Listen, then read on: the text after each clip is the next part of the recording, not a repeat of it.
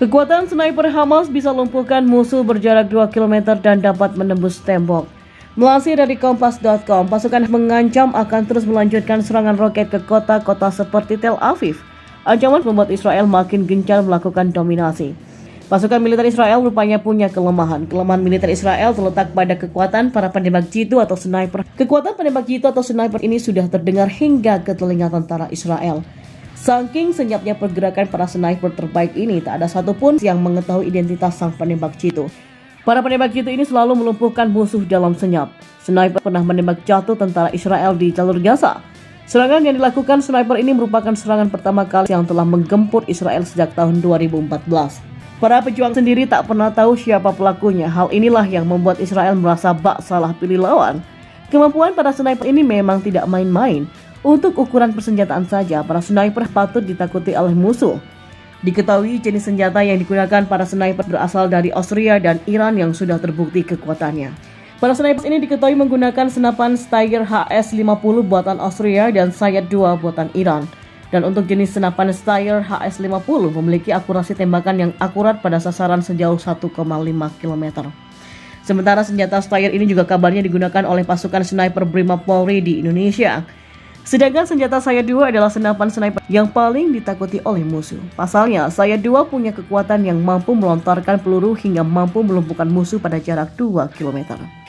Tidak hanya itu, sniper Hamas dikabarkan menggunakan Sayad 2. Senjata ini pun mampu melontarkan peluru hingga menembus material keras seperti tembok. Hantaman peluru kaliber 50 BMG dari senjata Sayad 2 ini juga mampu menghantam mata di tembok. Bahkan, juga hanya untuk selevel rompi anti peluru yang digunakan musuh juga bisa ditembus. Sekalipun tidak ditembak di bagian vital, maka luka akibat tembakan peluru dari Sayad 2 adalah jenis luka tembakan yang sulit disembuhkan. Tidak heran bila pasukan Israel di jalur Gaza ketar-ketir dengan kehadiran para sniper Hamas ini. Sekitar tahun 2018 lalu, konflik di jalur Gaza yang sempat reda karena terjadi gencatan senjata antara pasukan Israel dan warga Palestina. Namun konflik kembali memanas setelah pada Sabtu 21 Juli 2018 seorang tentara Israel tewas akibat tembakan sniper. Dan seperti diketahui, hadirnya seorang sniper di medan konflik memang selalu mengejutkan sekaligus menakutkan karena situasi pertempuran dengan cepat bisa berubah. Pasukan Israel yang selama ini merasa superior di jalur Gaza menjadi ketakutan karena kapan saja bisa menjadi sasaran tembak sniper Hamas yang dilakukan secara senyap. Hebatnya, sniper Hamas yang sengaja membunuh satu orang tentara Israel di jalur Gaza melakukan aksinya layaknya seorang prajurit sniper sejati. Pasalnya, para pejuang Hamas sendiri tidak tahu siapa pelaku sesungguhnya. Aksi sniper ini pun jelas untuk menciptakan kekacauan dan ketakutan di kalangan pasukan Israel. Meskipun setelah tewasnya prajurit Israel akibat tembakan sniper, Angkatan Udara Israel kemudian melancarkan serangan udara secara membabi buta di jalur Gaza. Kondisi di perbatasan Gaza Palestina memang masih memanas. Israel mulai melakukan serangan udara. Sebaliknya, gerilyawan Hamas juga balik menyerang Israel dengan roket. Serangan balasan dilakukan seiring meningkatnya kekerasan yang dilakukan Israel di wilayah Gaza Palestina. Israel mempersiapkan pasukan di sepanjang perbatasan Gaza pada Kamis 13 Mei kemarin dan sebaliknya meluncurkan serangan roket ke Israel Selatan. Salah satu sasaran adalah wilayah Tel Aviv hingga bandara ditutup total dan maskapai penerbangan dialihkan di kota terdekat. Maskapai tujuan Israel dari Eropa banyak yang ditunda dan dialihkan. Israel telah menyiapkan pasukan tempur di sepanjang perbatasan Gaza dan berada dalam berbagai tahap persiapan operasi darat, kata seorang juru bicara militer dikutip dari Reuters. Sebelumnya, pasukan Israel membunuh seorang komandan senior dan mengebom beberapa gedung, termasuk gedung-gedung tinggi dan sebuah bank yang menurut Israel terkait dengan kegiatan faksi tersebut, mengisyaratkan akan terus menantang. Pemimpinnya yang bernama Ismail Haniyeh mengatakan bahwa konfrontasi dengan musuh tak ada batasnya. Suasana tersebut akan mengingatkan serangan serupa selama perang Israel-Gaza pada tahun 2014 dan 2008 hingga 2009. Serangan ratusan roket pas tersebut dihadang oleh rudal-rudal Israel. Ada yang berhasil, namun ada pula roket yang lolos untuk mengenai beberapa sasaran.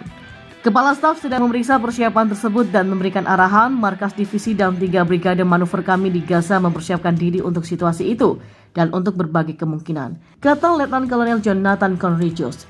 Sirine meraung di Tel Aviv semalaman dan semua roket yang ditembak jatuh oleh sistem kubah besi Israel memenuhi langit hingga membuat ribuan orang Israel bergegas mencari tempat perlindungan.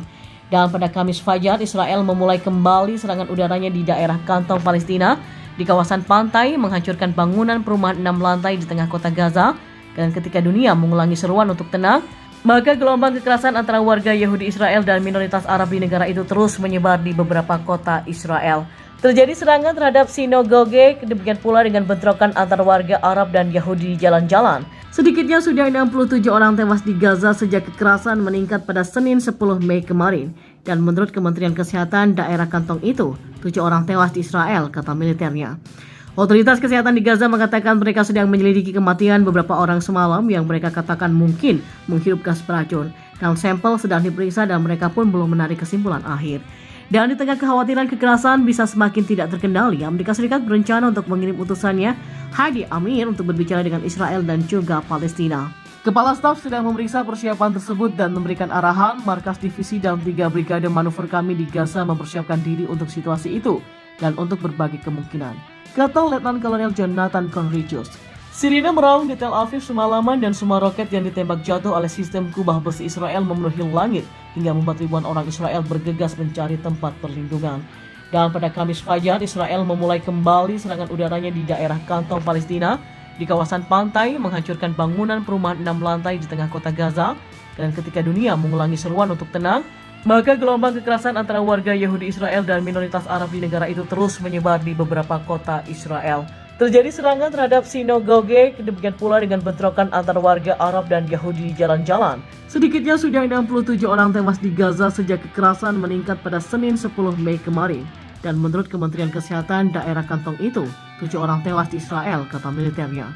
Otoritas kesehatan di Gaza mengatakan mereka sedang menyelidiki kematian beberapa orang semalam yang mereka katakan mungkin menghirup gas beracun. Dan sampel sedang diperiksa dan mereka pun belum menarik kesimpulan akhir.